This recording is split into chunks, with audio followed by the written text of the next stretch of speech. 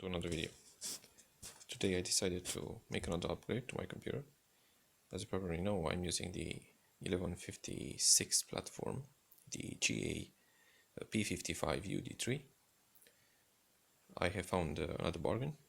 Today I'm going to upgrading my CPU from the i5 750 Linfield to i7 860. This is the i7 that I was telling you about.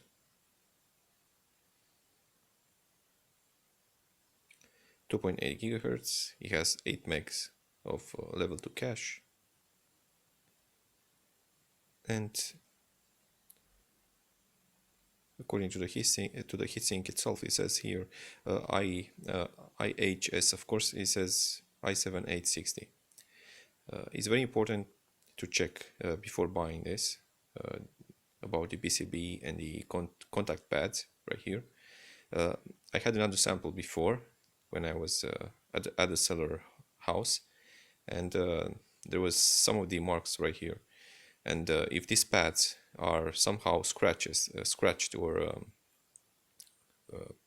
broken or not visible enough, you may have the problem that the processor not work anymore. So I advise you to check very carefully the pads if there are any scratches. Also, the capacitors or the SMDs here are very important to check. And yeah,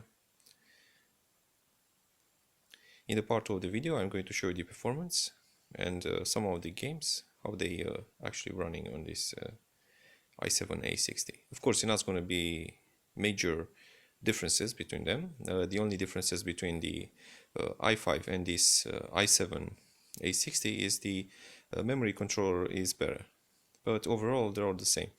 The threads, instead of 4 like the a5, right here we're going to be having the 8 threads. Yeah. See you in the part 2 of the video when I'll be doing more testing. Thank you for watching.